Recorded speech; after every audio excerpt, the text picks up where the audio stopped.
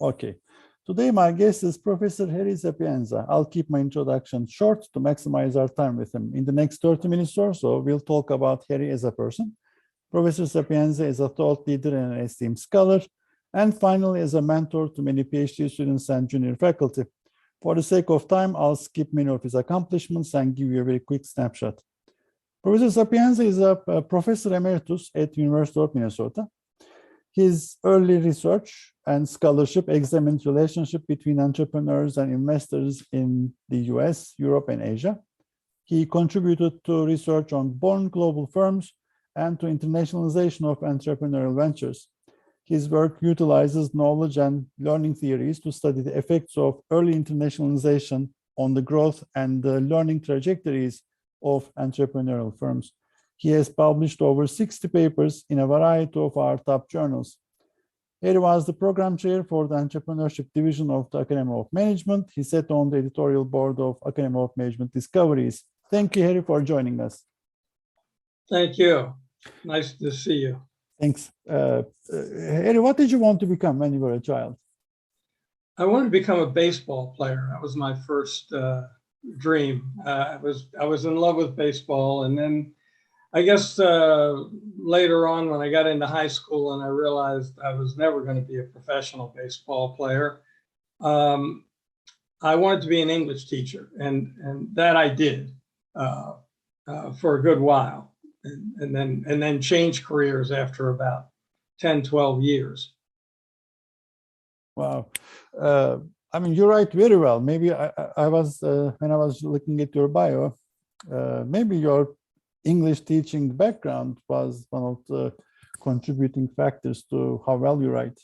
Well, yeah, clearly. I mean, I think that it didn't occur to me how important that skill was going to be in this professional career. I mean, to be honest, I ended up pursuing the PhD largely because the lifestyle of a professor appealed to me, and not because I had any desire to be a great scholar or whatever, but I thought, I really like students and I like teaching, and I'll see if I can do okay with research, but I didn't really know.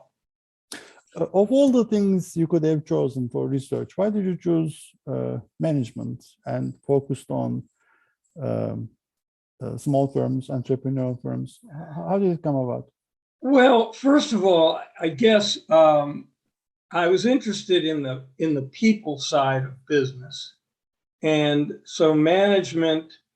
I ended up actually. I was going to the University of Maryland and did my PhD with a focus in strategic management.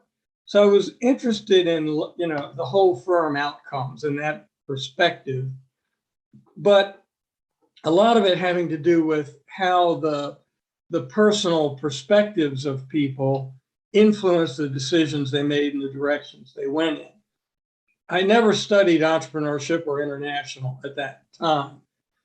When it came to choosing a dissertation topic, the topic I wanted to study was the question, why do firms change their strategies? And one of my professors said, now that's an interesting question. One way to maybe look at this would be to go and talk to venture capital firms and map the plans and the changes in the plans, the strategies of businesses from the very beginning. So that got me into this area of, entrepreneurship. It turns out that the venture capitalists were not really that interested in the question of why ventures changed their strategy. Then one of my other professors said, well, maybe they're not that interested in that, but he had done some work on the relationships between top management in large companies and all of their different portfolio companies in their SBUs. He said maybe they would be interested in the question of how do they manage these various relationships with different portfolio companies, and how does it progress over time? And when do they contribute more or less value? And they were interested in that. So then they were interested in talking with me. But a side effect of that decision to pursue this question of how do they manage their relationships with different portfolio companies was that the person that I had been mainly working with, and they were both, by the way, they were both assistant professors just building their careers. He wasn't that interested in that topic, and he was quite annoyed that I had spoken to another professor and decided that I would pursue a different topic.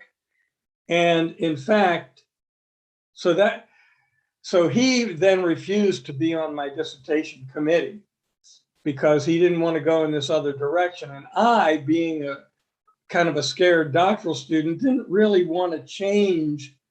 I had spoken to venture capitalists and gotten their interests on being in this study. So I wanted to continue to pursue that. But so, no matter what I did, I couldn't convince the other fellow who I worked with a lot to stay with me. And that was a big learning lesson that I'll, in one of your later questions, I'll come back to that. But, what I didn't realize, and I think a lot of doctoral students don't realize, is that their professors are people with feelings, and they're trying to get something out of it too. And if you are in the process, if you switch from one to another, that may have repercussions. I mean, eventually I repaired that relationship, but it was a good long time. Wow. And this is happening in Maryland, right? That was in Maryland, yeah. Who was the most influential person on your academic upbringing? Who was your? Well, I would say that Ken Smith was, and Anil Gupta secondarily. Anil ended up being the chair of my dissertation, and Ken was the fellow that I'd worked with most before, who wasn't on my committee, but had been very influential in my development. And he was an extremely hands-on and close person. He put a lot into his doctoral students. So I would say those two were the main two influences at Maryland for me. Thank you.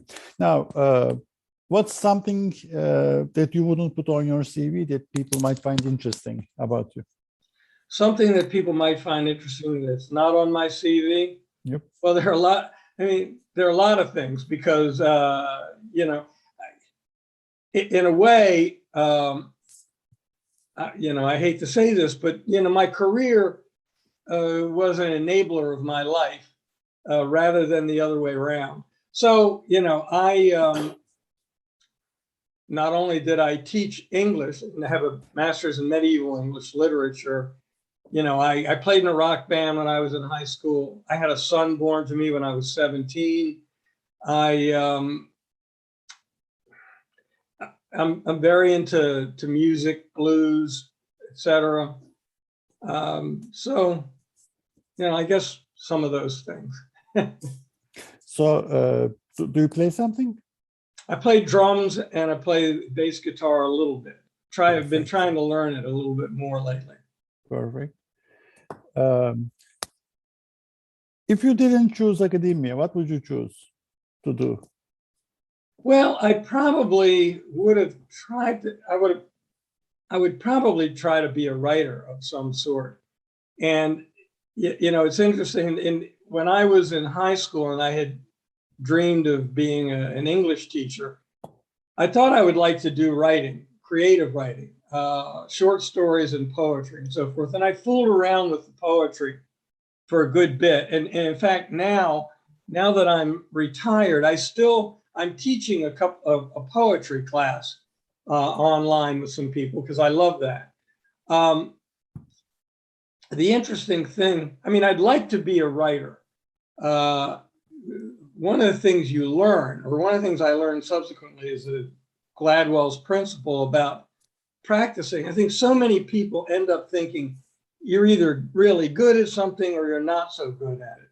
But it turns out that you have to work at things a lot to be good. You know, we tend to believe you're either, oh, I'm a good writer, I'm a bad writer. No, you might have some talents in that direction, but you really have to develop them.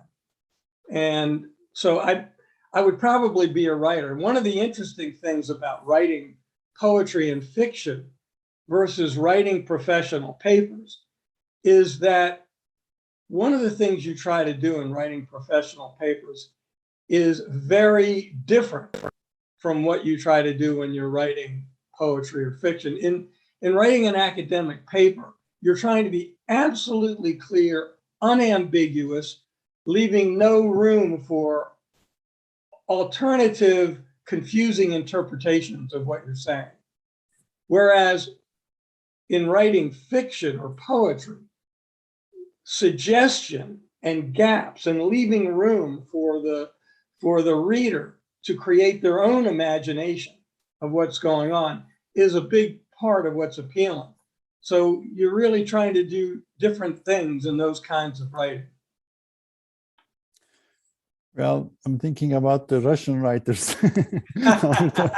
Well, you know, and that's, you know, and if you think about literature, a lot of times things can be quite confusing or hard to disentangle.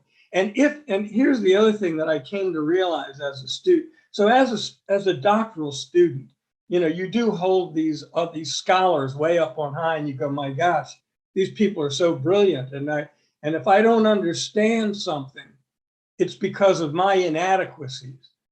But I came to believe and realize that if you don't understand something in what they've written, that's their failing, not your reader. It's their responsibility to make things understandable.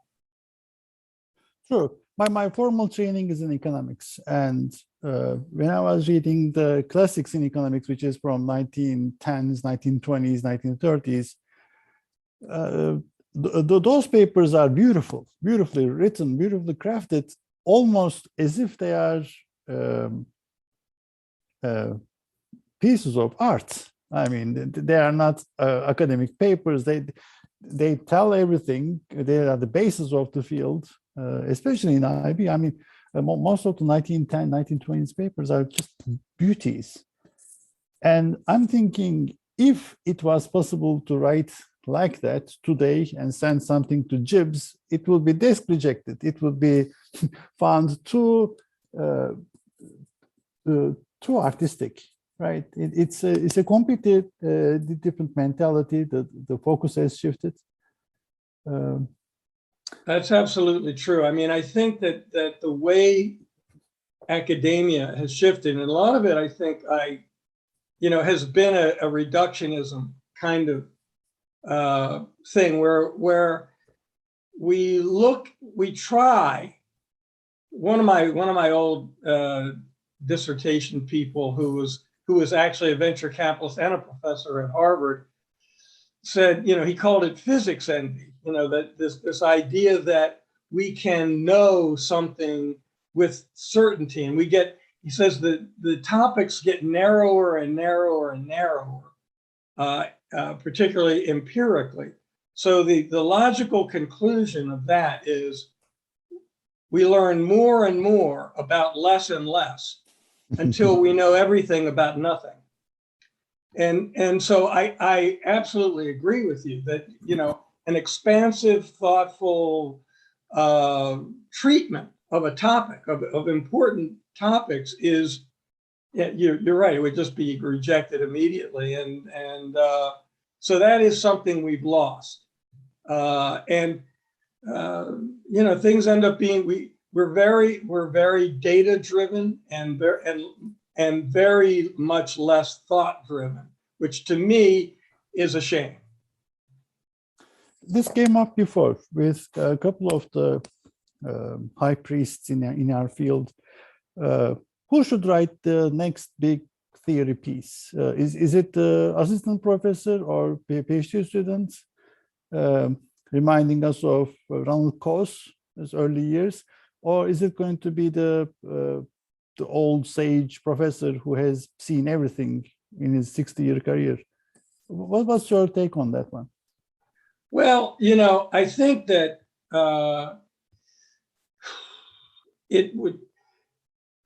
the older professors are in more of a position to do so because they can afford to fail. They can afford to not have something published. Now, if they want to put the effort into it, they might do it. The downside, and this is, is you have to do a lot of unlearning when you're older. One of the things that I had pursued in some of my thinking was the fact that the more you get to know, the more you assume away things that you shouldn't assume away because you think you know. And it's more likely that younger faculty would have these deeper insights, things would occur to them that they wouldn't reject out of hand. Now, whether they should pursue that or not, from a practical point of view, maybe they shouldn't. But on the other hand, I think they might be, that's one thing I would encourage students to do, is to believe in their thoughts that go against the conventional or received wisdom. They may need to put it on hold for a while, but really take it to heart and don't forget about it and come back to it when they're in a position to handle that. But, another thing that almost all of the, research universities tell their students, look, work on, don't bother with papers that might go to some lower tier journal, start at the top and go down. And this is the way to proceed. Whereas I've come to believe that that's exactly wrong. I've come to believe that writing and scholarship is a craft, and that, Beethoven didn't start writing his most magnificent works right at the beginning. You start little, keep doing it, send little things out, do a lot of work, learn your craft, learn how people respond, and build up. So if you write many things and you even have to publish them in lesser things, you're learning in the process. So I guess I would say that in some ways, the older professors have, from a practical point of view, are more able to do that kind of next greatest piece, whether they want to and whether they can get over the, and that's something one should do during your career, is to try to keep your mind nimble and not to take everything as given. The younger ones those things are more likely to occur to them, but they're less likely to pursue them for good practical reasons. Publishing in lower ranked journals and yet learning the craft while doing the writing portion, Right. obviously. What's the reputational effect of having many B-level, C-level journals under your belt in your CV, and then all of a sudden you come up with an AMR? I think that I guess it does have there is a potential, I would call it a small drag on things, because you're going to have faculty who, look at it and they'll dismiss these things. He's writing, stuff for lots of little crappy things. I remember that, I had recruited Shakrazara to come to the University of Minnesota, and he had so many pieces he had so much writing, and much of it was in really lousy journals, to be quite frank. And I made the argument to the rest of our faculty. I said, okay, well, if this fellow has, 120 pieces now, if you take the 80 pieces you think are in journals you don't care, then throw them away. He still has 3 times as much as you in the top journals. How can you critique a guy for that? And it has not stopped him from being, a chair professor and so on and so forth. It is not the normal pattern, but I would say you're going to learn better if you don't follow the normal pattern. Now, yes, you're going to have to follow, you're going to have to suffer the slings and arrows of some people who have, their prejudices. But, it's kind of like pursuing either entrepreneurship or international. When I was a young scholar, neither of those fields were respected at all. And if you were publishing those things, people were thinking, oh, you're a crap scholar. And you have to make a decision. Do I want to do what I want to do, or do I want to take a safer path? And that's, it's a tough call, but, you do what you're comfortable with. You should do what you're really comfortable with and not what you think everybody else thinks you should do. Looking back, what was a regret for you? Do you have any regrets in life? A regret in life is not learning a second language. I guess, and that, and again, especially somebody who, I consider myself not a great international scholar. I've done a lot of stuff. I've been very interested, but not a great international scholar. That's not where the core of my work is, but I love international, and I love different cultures. And I wish that I had learned at least a second language early on. The fellow who I was talking to earlier, who is Jaume Villanueva, he's at Rutgers. He speaks 7 languages. And he speaks them flawlessly. And that's, that just amazes me. About your biggest failure and what you learned from it. How was your biggest failure? Well, my biggest, in my mind, not so much in publishing per se, because every I'll make an analogy of baseball to publishing. In baseball, getting 3 hits out of 10 makes a great career. So you fail 7 times and you succeed 3 times, and nobody ends up counting your failures. They count your successes. My greatest failure was the one I said was not realizing that, not being able to figure out how to keep my good friend and mentor, Ken Smith, on my dissertation committee. That's interesting. Okay, how about research? Things that you see after all these years, things that we should have covered more of, and things that we have omitted, maybe we neglected to work on in more detail. What are some of the topics for the next 5 to 10 years? Well, I think that I don't know about specific things. I think that in the international arena, I think that understanding in a deeper sense the role of culture in cross-country relationships could be done better and more effectively. I think I think, yeah, we have a little bit of theory on that, but I think it needs to be advanced. And there's a and it's very difficult because as I said, the boundaries have gotten narrower and narrower.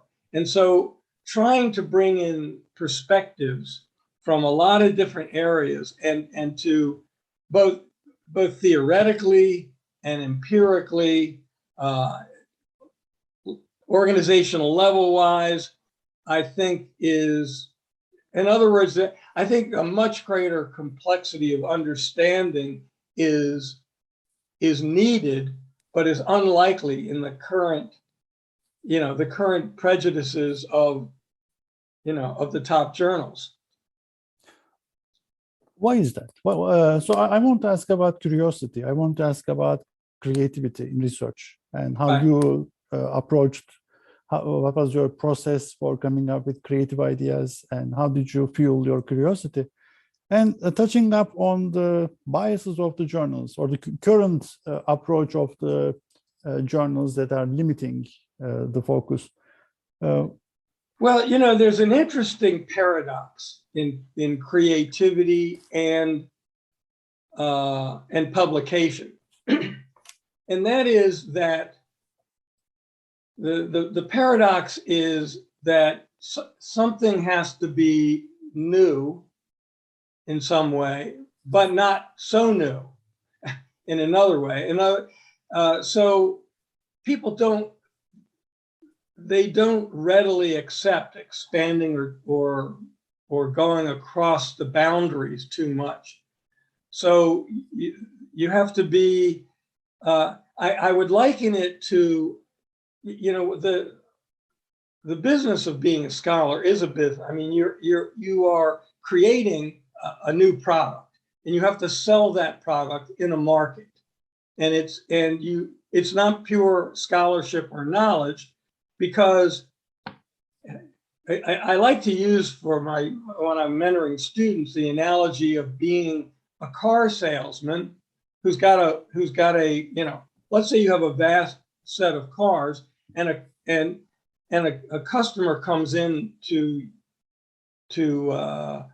buy one. And what many people try to do is to get them to buy the car that they think they should have, rather than finding out what kind of car do you really want and can I create that? So because of the fact that, if you can't get anything published, you can never contribute to the scholarship. I would rather compromise a little bit what I think or feel to reach the markets that's there than to hold on to all of my beliefs and not have it published. So I think of every time I start a research project, it's like creating a new business. And my question is, what is it that people want? And what is it that I can bring them that they want? And it is it's a highly risky endeavor, because you don't know. You have to do a lot of work. You have to dig a lot of holes before you find what people really want. And you have to, you may be collecting data for 2 years.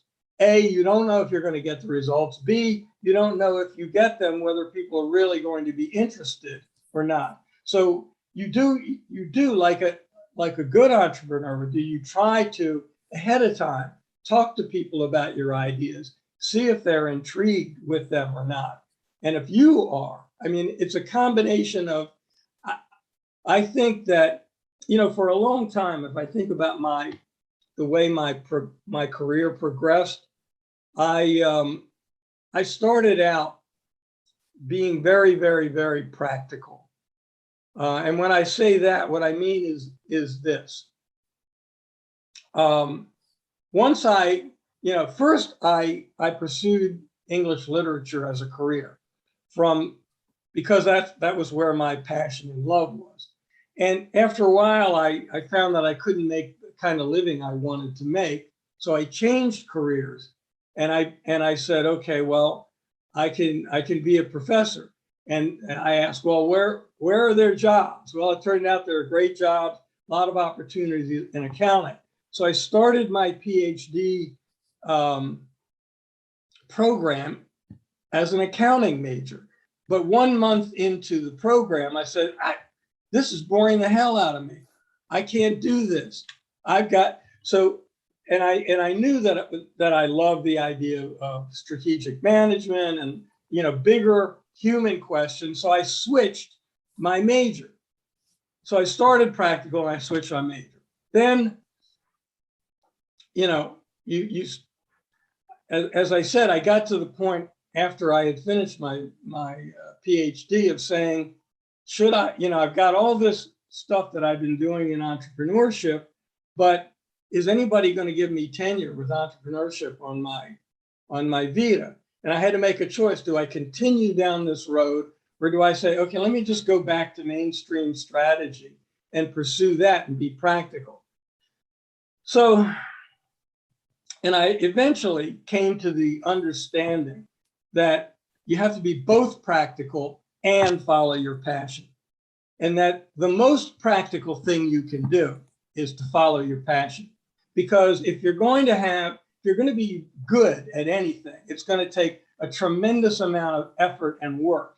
And nobody wants to go in every day and do a tremendous amount of work on something that they don't really care that much about. So you cannot just be practical if that means sacrificing, you know, what you care about. And I would say the same thing is, you know, a lot of times people ask the question, you know, what's the next big thing? And some scholars are very good at picking out where the waves are breaking and getting on that new wave. I've never been that great at that. I've been more, what do I really want to do? And can I find a way to make that interesting to others? So if somebody would say, what's the next big thing in this area? I would say to them, whatever you do next, that's what the next big thing is. Make the future. Don't try to predict it and jump onto it. Now, again, some people are good at it and they can see that happening early on and they're flexible enough to get on top of the new thing. But, you know, I try to create that new thing rather than imagine what other people might be doing. I don't know. I probably went all way off your question. This is exactly what we are actually with Aslı, Sharon Alvarez, and Jay. We're working on creation versus discovery debate. This is exactly what the story is. You know, people are trying to, in a very Porter-esque way, they're trying to find they want to discover and approach entrepreneurship as only a theory of discovery. And there's also the creation side. And, absolutely. I mean, in fact, and of course, creation involves discovery, but it also involves not discovery, putting things together or making new things that are not there. And if someone were to say, well, how do you teach somebody to create? Well, you get them to do something. You know, if you follow the, you know, as I said, I was very into music, and I've been reading this things on the Beatles and the way that they wrote their music and so on. And they started with very simple stuff, but they started by doing it. They started by mimicking and combining other things. And sooner or later, their own voices started to emerge, and they started to do many things that nobody else was doing. And they started to bring in, you know, if you look at their early stuff, it's like straight ahead rock and roll. They started working with George Martin. They started bringing in, they got stuck in the studio. They started bringing in all kinds of different instruments and elements and things. And they were popular enough that they could do that they had created an audience for themselves that would tolerate this stuff that had it been the first thing they ever did, nobody would have accepted it. So it's, you know, you learn to create by creating, if that makes any sense. It makes very much sense. This is gorgeous. Thank you. I'm actually taking notes for the paper. About advice. I mean, you did give a lot of advice. You did talk about what people, young scholars, colleagues, junior faculty should do. In your opinion, what should they not do? Or what are the things that, what are the mistakes that they are doing that you see repeatedly? Well, they need to learn to have faith in themselves, number one. I mean, and there are, you know, you have of course you have a range of doctoral students, but, and you have, the best students are those who take advice, but don't need too much advice. The problem students are those that are so afraid of doing their own thing, they will do nothing without the approval of their mentors. So you have the problem students are at two ends of the spectrum. Those that have no confidence in themselves, and those that have so much confidence in themselves and so much arrogance that they don't listen to the advice that they get from their professors. And whether that's because of ego or whether they're afraid that people will steal their ideas, I don't know. But I think they have to develop trust. They have both in themselves and in the people that they may be working with. If they find that they cannot trust somebody that they may be working with, then don't work with them. But you know, you can't. I think working, you know, so many people, they're afraid of others stealing their ideas. I think you need to share your ideas and bounce them off of other people in order to make them better. And, you know, so many are afraid that somebody will steal their idea, but getting from an idea to a completed project and thought is such a big, long thing. Nobody, you know, if I tell you that I think such and such variable is very important and that's my idea, that's far from developing anything. The other thing I would say is not to fall into the trap of that's already been done. Nothing has already been done completely. There are nuances and depths of things that need to be fully explored. If you really think that there's some received wisdom out there that doesn't make sense to you, try to explore why it doesn't and where you might go with it. I'm thinking right now, for example, you know, I had the notion that the literature on dynamic capabilities was flawed for two reasons. One, the definitions of what a dynamic capability was exactly was very unclear. They had some people saying that it was the capability of generating new ideas, and some were saying that it was the capability of generating new ideas. In other words, that the capability was not dynamic, but the environment in which you were doing it was dynamic. So I was dissatisfied with that. Shaker Zara, Shaker had seen a call for papers in the Journal of Management, and he wanted to do a review piece on dynamic capabilities in new firms. So I had two things on my mind. Where did dynamic capability, if we even believe that dynamic capabilities exist, where do they come from? And then the other question is, what the hell are they exactly? And so, you know, we pursued my dissatisfaction with the definition of dynamic capabilities, and also sort of saying, can we create a model of where, you know, once we've given our definition, where do they come from? And what does that suggest about the development, use, and change of those in organizations, young organizations at the beginning?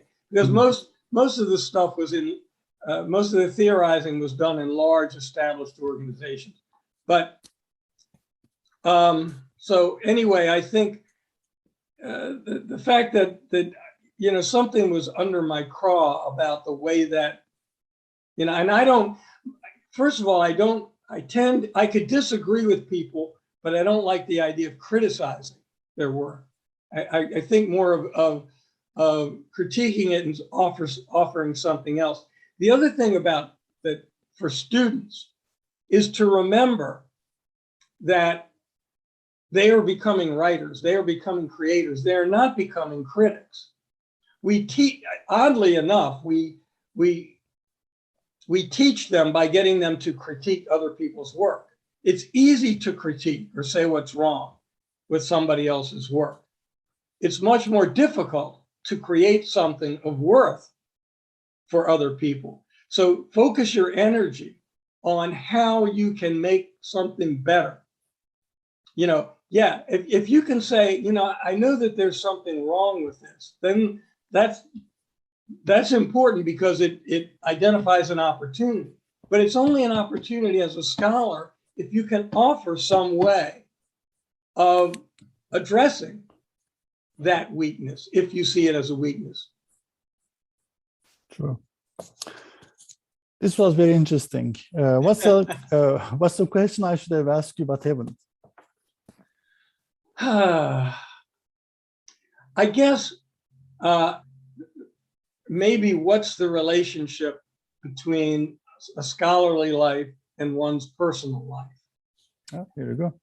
And I would say that again, for me, all right, so here's the first, every person really has to ask themselves, what do I really want? Why am I doing this? Why am I pursuing a scholarly career? What is it that I want, that is doing for me, or that I want to contribute? Because sometimes people, they do it without really asking themselves whether it's what part of themselves is it satisfying? So I would say always keeping, for me, the balance between my scholarly life and my personal life was a very important thing for me to preserve, because the reason that I pursued it was not because I wanted to be a scholar, but because I loved doing the things that scholars do. And I thought there were a couple of things I wanted. I wanted to be able to go to my daughter's first class. I wanted to read in her class. I wanted to be part of her life. And what being a scholar can do, you got to work many, many hours, but you have much flexibility to arrange things in ways that can allow you to do that. Then I said, well, I want to publish, not because I want to publish per se, but because it's going to give me the freedom. If I'm not happy at a university, I can leave if I build up a good career. If I can't build up a good career, I can't leave and I can't stay. So I had in the back of my mind exactly why I was doing what I was doing, but it was a second career for me.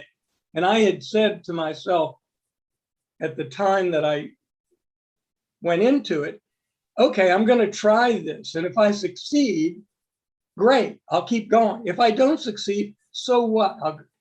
I was happy before, I'll be happy again. Don't tie all of your being and all of your identity into that. There's many things you can't control. I've seen many people who,